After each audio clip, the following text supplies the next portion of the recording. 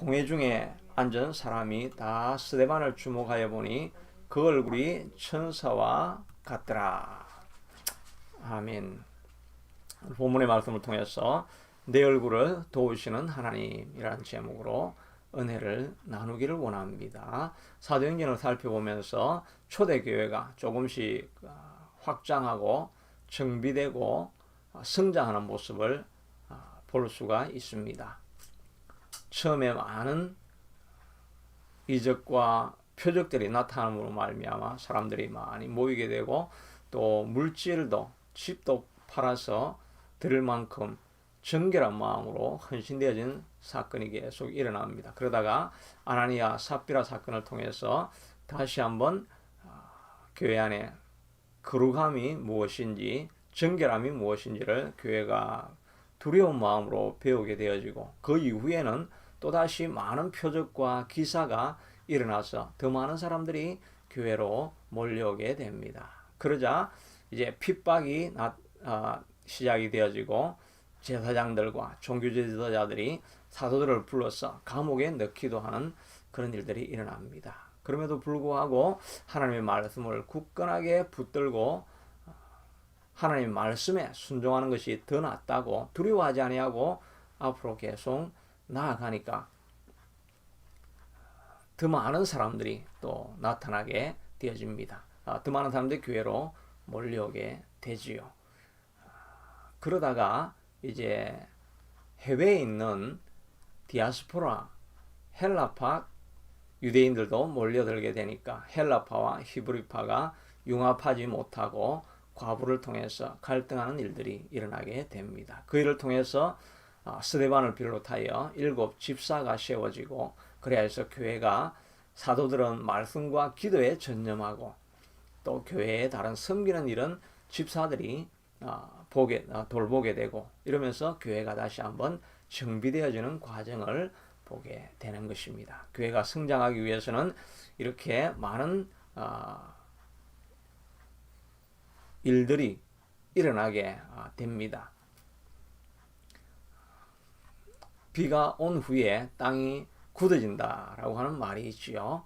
그냥 드라이할 때는 땅이 흩어질 수도 있고 갈라질 수도 있고 견고하지 못하지만 비가 오고 난 이후에 물이 들어가고 나서 다시 굳어지면 그 흙이 아주 단단하게 굳어지는 것처럼 교회도 여러 가지 비가 내리고 환란이 찾아오고 문제가 생기고 이러는 과정 속에서 더욱더 단단하게 조직화되어지고 굳게 세워져가는 모습을 보게 되는 것입니다.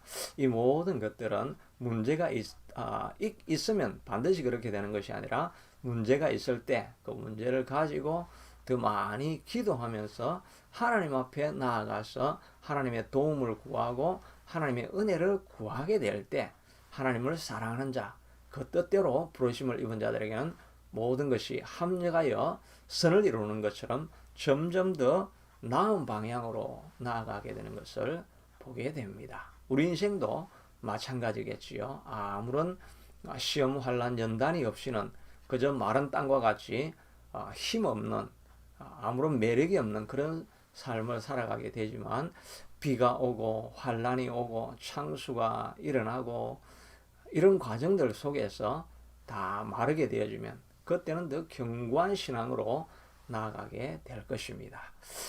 그러나 모든 시험이 사람을 다 성숙하게 만드는 것은 아니죠. 시험 때문에 환란 때문에 완전히 무너지는 사람들도 많이 우리가 보게 되지 않습니까? 그런데 이 시험을 우리가 극복하고 이기는 것이 필요하겠지요. 야고보서의 1장에 보면 너희가 여러 가지 시험을 만나거든 온전히 기쁘게 여기라. 이는 너희 믿음의 시련이 인내를 만들어내는 줄 알미니라. 인내를 온전히 이루라. 이는 너희로 온전하고 구비하여 조금도 부족함이 없게 하려 함이니라. 시험이 왔을 때 두려워하지 아니하고 오히려 기쁜 마음으로 인내하고 기다리며 하나님을 찾고 주님께 더 가까이 나아가게 되어지면 온전하고 구비하여서 조금도 부족함이 없는 하나님의 자녀가 될 것이라는 것입니다. 다윗도 마찬가지였죠. 처음에 골리앗을 무너뜨리고 승승장구하고 있을 때는 아마 마른 흙이었어. 어떻게 흩어질지도 모르는 연약한 집안의 신앙의 흙이었다라고 할 수 있을 것입니다. 그런데 사울을 통해서 끊임없는 시련과 환난을 당하고 쫓기는 인생을 살아가면서 삶과 죽음이 그저 한 발 간격에 있는 것처럼 늘 죽음의 사선 앞에서 하나님만 정말 가난한 마음으로 그 밧줄 끝을 붙잡고 있는 그 마음으로 하나님 앞에 간절히 매달리면서 살아가는 인생을 살아가니까 오히려 신앙의 땅이 견고하게 굳어졌고 그를 통해서 아름다운 주옥과 같은 시편의 이야기들이 남겨지고 오고 오는 세대가 그 아름다운 이야기를 듣고 위로와 소망을 얻고 힘을 얻는 그런 신앙의 유산을 남기게 되는 것이지요. 시련이 있다고 더 불행한 것이 아니라 극복하게 되어진다고만 하면 아름다운 보화와 같은 그런 유산을 남기게 될 것입니다. 여러분이 있는 환경과 처지가 어떠하든지 주님 앞에 더 가까이 나아가는 계기로 삼고 하나님의 옷자락을 붙잡는 심정으로 주님 앞에 간절히 기다리고 나아갈 때 주님께서 우리의 신앙을 또 우리의 고난을 통해서 여러분의 고난과 시련을 통해서 아름다운 신앙의 유산을 오고 오는 세대에 남기는 신앙이 될 것입니다. 오늘 스데반의 이야기에는 스데반은 성령과 권능과 은혜가 충만하여서 스데반이 집사로 임명되고 난 이후에도 놀라운 많은 이적과 표적들이 나타났다라고 말하고 있습니다. 꼭 사도들만 표적이 나타나는 것은 아니죠. 모든 믿는 신자들에게도 주의 성령이 함께 하시기 때문에 믿음으로 사역하기 시작하면 우리 모두에게도 하나님의 역사가 나타나게 될 것입니다. 모든 믿는 자들에게는 이런 표적이 따르리니라고 예수님께서 말씀해 주셨지요. 새 방언을 말할 것이고 내 이름으로 귀신도 쫓아낼 것이고 무슨 독을 마실지라도 해를 입지 않을 것이고 손을 얹은즉 병이 나으리라. 이건 사도들에게만 일어나는 것이 아니라 모든 믿는 자들에게는 이런 역사가 나타날 것이라고 약속해 주시고 있는 것입니다. 우리도 주님과 함께 하면 하나님의 능력을 통해서 주의 이름을 통해서 놀라운 역사들이 우리의 삶에 나타나게 될 것입니다.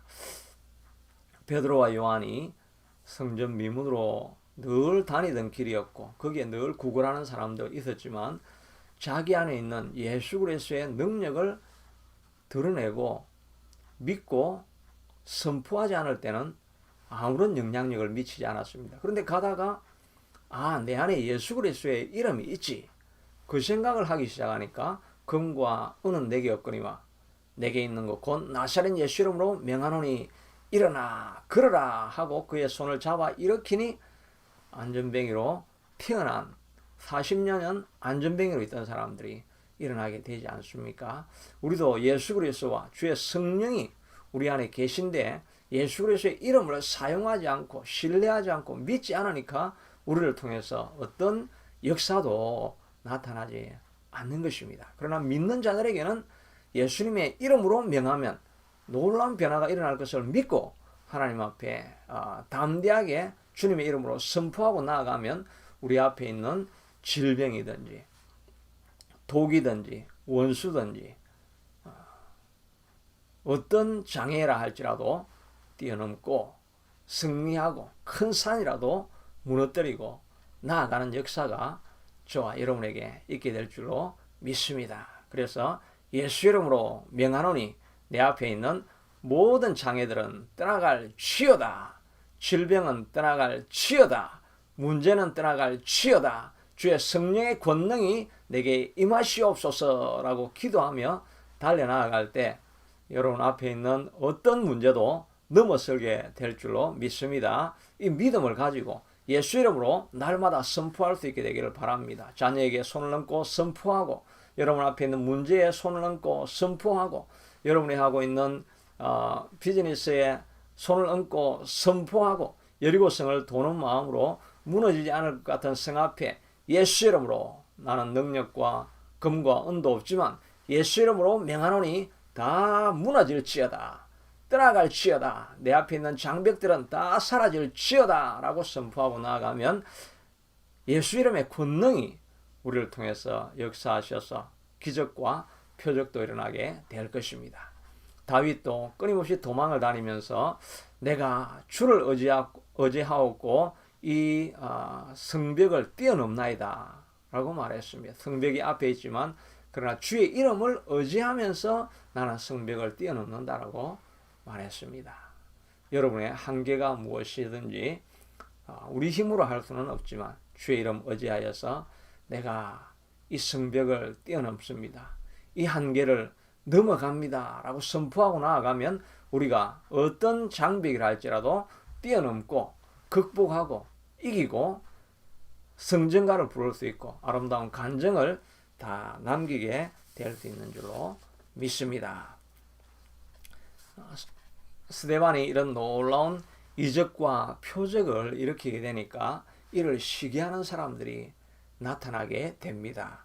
9절에 보니까 이른바 자유민들, 구레네인, 알렉산드리아인, 길르기아와 아시아에서 온 사람들의 회당에서 어떤 자들이 일어나 스데반과 더불어 논쟁할세라고 말하고 있는데, 이 스테판이겠죠. 이 스데반도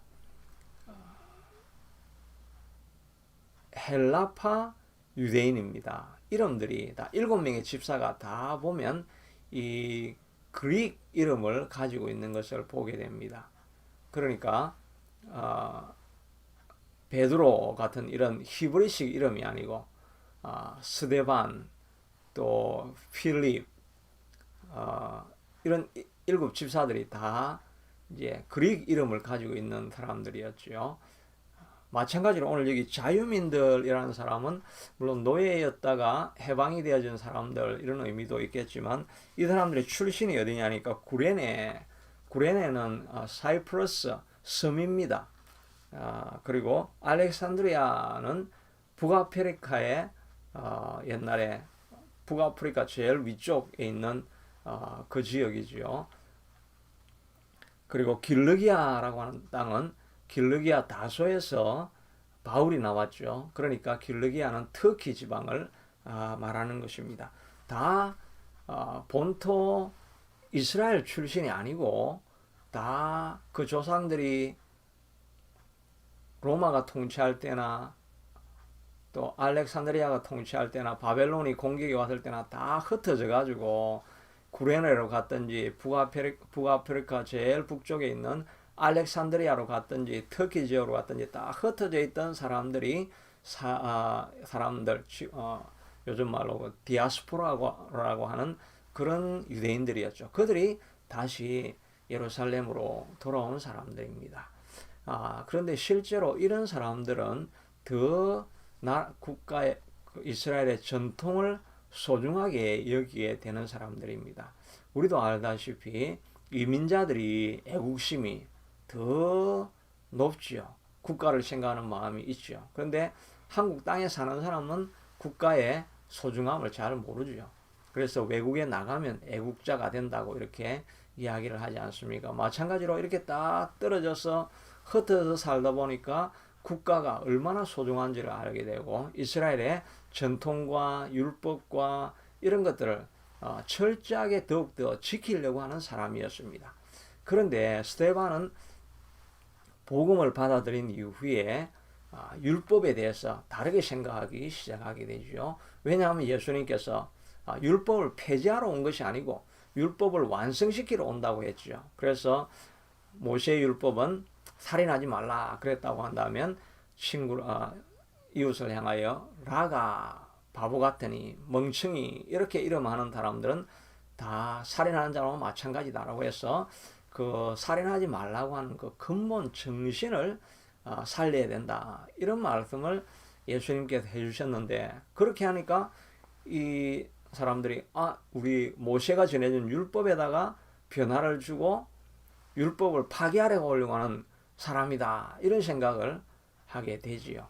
또 예수님이 성전을 내가 3일 만에 다시 세우리라 이렇게 말한 것은 그 예루살렘 성전을 무너뜨리라는 이야기가 아니라 예수님의 몸이 성전이지 않습니까? 이 성전을 십자가에 매달면 내가 3일 만에 다시 살아나리라 하는 부활에 대한 약속을 말했는데, 그 말을 문자적으로 인용을 해서 이 사람들이 우리가 가장 중요하게 여기는 이 성전을 무너뜨리기를 기뻐하는 사람 메시지를 전하는 것이 스데반이다 라고 이야기를 하면서, 그 근본에는 스데반을 시기하는 마음이 일어나 가지고 오히려 히브리파 사람들은 가만히 있는데 이 헬라파 유대인들이 헬라파인 스데반을 향해서 공격하고 대적하게 되는 것을 보게 됩니다. 스데반이 아마 가만히 있었다고 한다면 이런 큰 대적들이 일어나지 않았을 것입니다. 그냥 디아스포라, 멀리 떨어져서 살던 사람들이 다시 고향으로 찾아온 다시 이민자들이니까 서로가 사랑하고 좋은 관계를 아마 유지할 수도 있었을 것입니다. 그런데 스데반이 복음을 전하기로 결정을 하고 하나님이 주시는 능력을 따라서 표적과 이적을 행하기 시작하니까 대적들이 일어나기 시작하는 것입니다. 우리도 마찬가지죠. 복음에 상관없이 세상 사람들이 맞추어지는 기준에 따라서 그들과 함께 그냥 잘 협력해서 공존하면서 평화롭게 살아가려고 생각하고 있으면 아무런 문제가 일어나지 않게 되죠. 그런데 그들 가운데 있으면서 그러나 하나님 말씀대로 내가 살아야 되겠다 이렇게 결단하기 시작하면 끊임없는 대적들이 일어나게 되는 것입니다. 바벨론으로 잡혀갔던 다니엘의 세 친구 사드락과 메삭과 아벳느고도 모든 사람이 풍악을 울릴 때 왕이 만들어 놓은 신상에 절을 하라 고 할 때 다 타협해서 그들과 함께 공존하기 위해서 그냥 살아갔다고 했다면 아무도 그들을 방해하고 고소하고 할 일이 없었을 것입니다. 그냥 평안하게 잘 지내서 있었을 것입니다. 그럼에도 불구하고 이 세 사람은 세상이 아니라 하나님이 주신 말씀대로 내가 살아야 되겠다라고 결정을 하기 시작할 때 그가 모두가 절할 때 절하지 않으니까 그를 고소하게 되어지고 모두가 거의 대적자가 되어져서 풀무불에 7배나 달군 풀무불에 던져지는 그런 고난의 길을 걸어가게 되는 것이지요.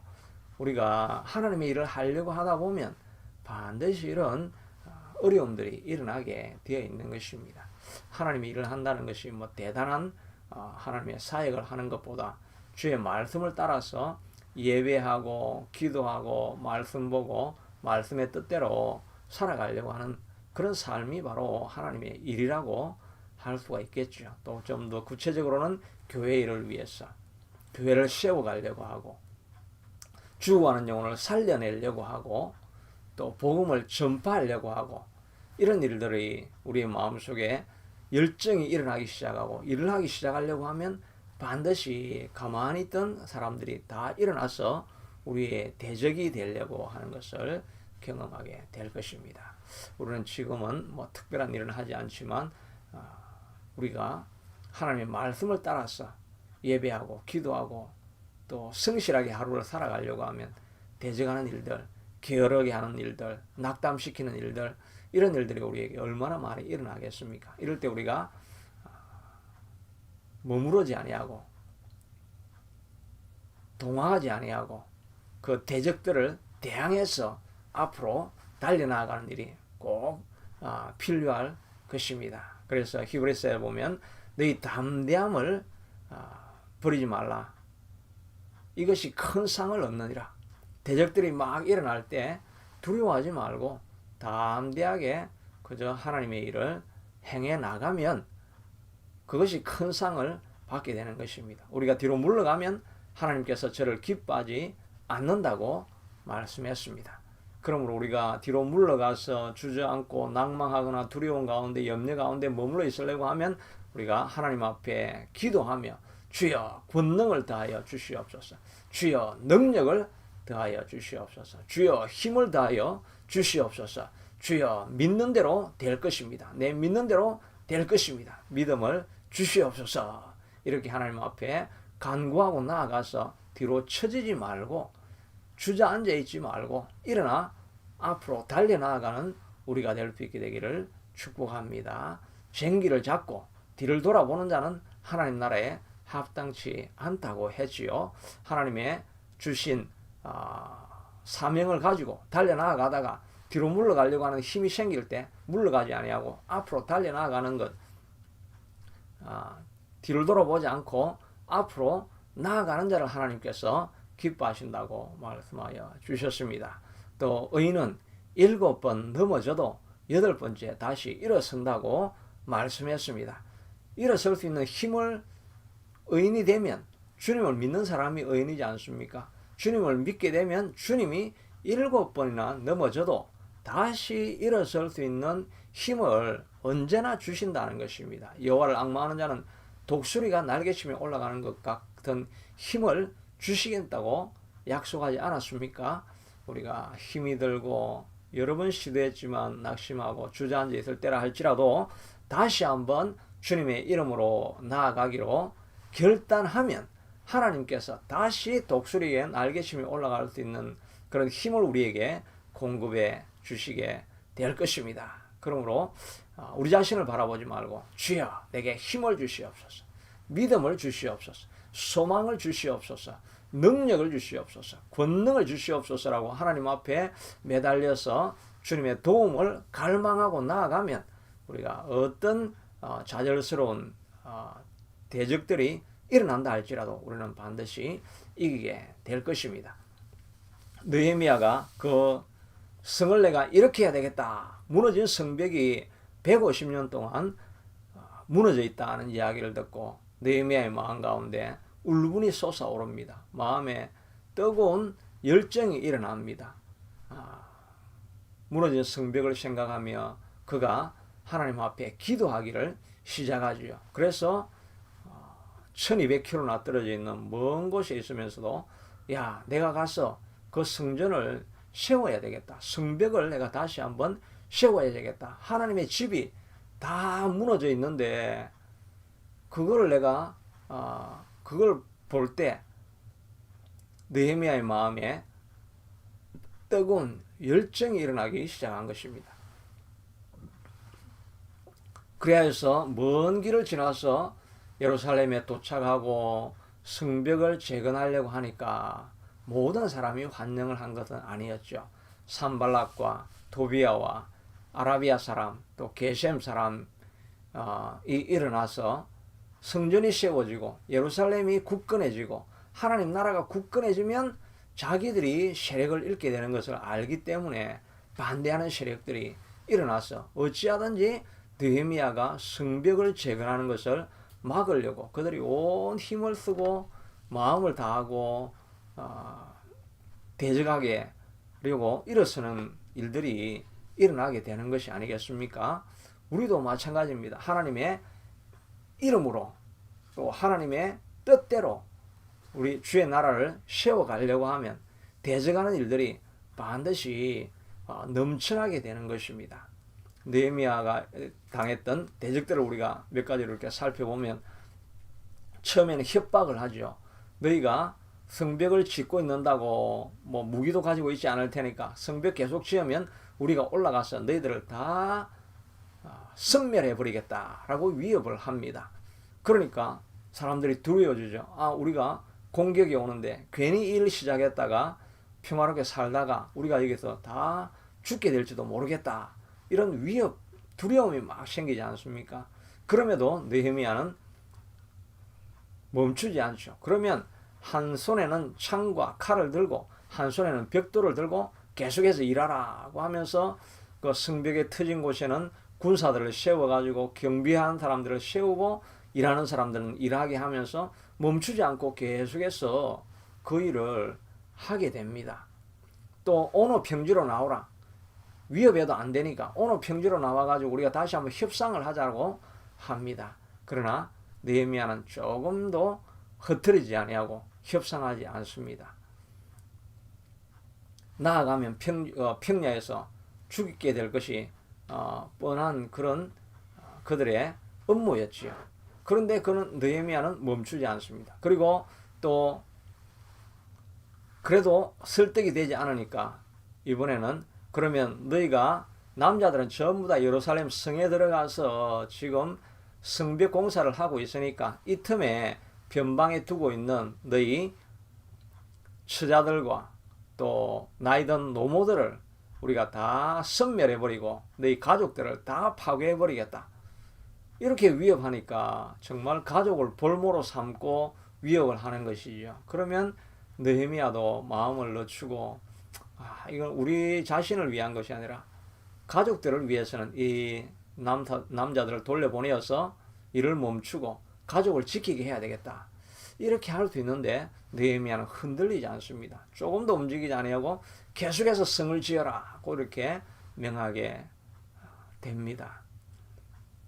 그러니까 이 변방에 있던 가족들이 10번이나 와서 성경에 10번이라고 이야기를 합니다. 10번이나 와서 우리를 먼저 도우고 성벽은 나중에 지으라고 이렇게 이야기를 합니다. 그럼에도 느헤미야는 멈추지 아니하고 그 성 짓는 일을 계속해서 흔들림 없이 지어나가고 있는 것을 보게 됩니다. 정말 흔들림이 없는 강철과 같이 하나님의 뜻을 정말 기관차와 같이 끝까지 밀어붙이고 밀고 나가는 그런 것을 보게 됩니다. 우리도 이렇게 끊임없이 멈추지 않고 밀고 나갈 때에 어떤 역사들이 이루어지게 될 것을 믿습니다. 우리는 하다가 조금 위협이 찾아오거나 어려움이 찾아오거나 또 다른 일들이 생기게 되어지면 하는 일을 멈추고 그냥 딴 길로 빠져나갈 때가 많지요. 그러니까 하다가 일이 안 되고 멈추어지는 것입니다. 우리는 마치 기관차와 같이 그냥 직진해서 계속해서 달려가는 이 집중, 이것이 필요합니다. 이 일이 가능했던 것은 바로 느헤미야는 이 일이 하나님께서 자기에게 주신 일인 것을 알 수가 있었기 때문인 것입니다. 그는 느부갓네살 아닥사스다 왕 앞에서 3개월 내지는 4개월 동안 하나님 앞에 기도하며 성벽을 쌓을 수 있는 기회와 자원과 모든 것을 공급해 달라고 그가 계속해서 기도하지 않았습니까? 하나님 앞에 기도하고 금식하고 눈물로 하나님 앞에 부르짖고 이렇게 할 때 하나님께서 자원과 모든 것을 공급해 주셨고 이 믿음이 있으니까 그는 하나님이 우리의 하는 일을 서포트해 주실 것이다. 지켜주실 것이다. 이런 확신이 생기니까 어떤 문제가 일어나도 그는 흔들리지 아니하고 앞으로 계속 나아가서 마치 기관차와 같이 끝까지 나아가서 150년 동안 세워지지 아니했던 성벽이 세워지는 기적과 같은 역사가 일어나지 않았습니까? 우리도 마찬가지입니다. 우리 앞에 또 주어진 사명들이 있습니다. 교회를 위한 사명들, 또 하나님이 주신 사명들, 이런 것들 모두에게 다 있죠. 하나님이 이렇게 하기를 원한다라고 하는 하나님의 마음의 소원을 우리에게 두시고 주님이 그 소원을 따라서 행하시게 하려고 하는 하나님이 우리 마음에 두신 소원이 있습니다. 그런데 이것을 하다가 우리가 멈추어 버렸지 않습니까? 그런데 우리가 멈추지 않고 느헤미야처럼 계속해서 달려가는 것이 필요합니다. 우리에게도 10번이나 달려와서 도와달라고 하는 사람들, 또 공격하겠다고 하는 위협들, 음모들, 이런 것들이 많이 찾아옵니다. 그럼에도 불구하고 계속해서 달려갈 수 있던 원동력은 느헤미야는 하나님과 교제하는 가운데 하나님이 주시는 힘을 날마다 공급하고 하나님이 하시리라고 하는 그 확신이 있으니까 흔들리지 않고 그 일을 계속해서 끝까지 밀고 나아갔던 것을 보게 되는 것이지요. 우리에게도 주어진 사명들, 하나님의 역사를 일으키려고 하면 반드시 대적은 일어나게 되어 있습니다. 그러나 우리가 주님을 의지하고 나아갈 때 어떤 어려움들도 이겨낼 수 있을 것입니다. 마지막 본문에 보면 15절에 보니까 스데반의 얼굴을 주목해 보니까 천사의 얼굴과 같더라고 말하고 있죠. 마치 대적이 일어나서 사람을 매수해서 공갈과 거짓으로 자기를 죽이게 되는 이 과정이 바로 예수님이 십자가에 못 박히는 과정하고 똑같은 것이지요. 자기도 죽게 될 것을 압니다. 그럼에도 불구하고 그의 얼굴이 천사의 얼굴과 같았다라고 이렇게 말하는 것은 이것은 하나님이 주시는 평안이 아니죠. 이거는 사람이 주는 평안이 아니죠. 바로 하나님이 주시는 평안이 있을 때 이런 불가능한 상황 속에서도 마음에 가득한 평화로다. 하늘 위에서 내려오는 평화가 우리를 다 둘러 덮게 되는 것입니다. 우리가 하나님의 일을 끝까지 멈추지 않고 나아가게 되면 하나님이 주시는 가득한 평안이 우리를 붙들게 되어서 흔들리지 않고 나아가게 될 것입니다. 우리도 하나님께서 내 마음에 주신 사명이 무엇인지를 생각하고 위협이 찾아오든지 방해가 찾아오든지 또 끊임없이 끈들찌게 붙들고 우리를 물고 늘어지는 상황이 있든지 간에 멈추지 않고 앞으로 나아가려고 할 때 하나님께서 우리의 마음에 가득한 평안을 주시고 이길 수 있는 힘을 주셔서 어떤 문제든지 해결할 수 있는 역사가 우리의 삶 가운데 일어나게 될 것입니다. 이 축복을 받아 누리시는 저와 여러분이 되기를 축원합니다. 자비하신 아버지 하나님, 우리가 스데반이 잠잠할 때는 대적이 없었다가 하나님의 일을 하기 시작하고 역사가 나타나기 시작하면 대적이 일어나게 됩니다. 우리도 하나님의 일을 하려고 결단하게 되어지면 많은 대적이 일어날 것입니다. 그러나 우리가 흔들리지 아니하고 느헤미야와 같이 기관차와 같이 멈추지 않고 계속해서 달려나갈 수 있는 우리가 될 수 있게 축복해 주시옵소서. 그러기 위해서 느헤미야가 먼저 하나님 앞에 많은 기도와 눈물을 통해서 하나님의 도움을 구하고 하나님의 뜻을 확정하고 나아갔던 것처럼 우리도 주님과 많은 교제를 통해서 우리가 할 수 없는 한계, 이 일은 넘어갈 수 없다라고 생각하는 많은 문제들을 뛰어넘고 승리해 나가는 우리가 될 수 있게 되도록 축복하여 주시옵소서. 이런 간증이 이번 한 주간 동안 일어나게 하여 주실 것을 믿사옵고 예수님 이름으로 기도드리옵나이다. 아멘. 찬송가 412장입니다.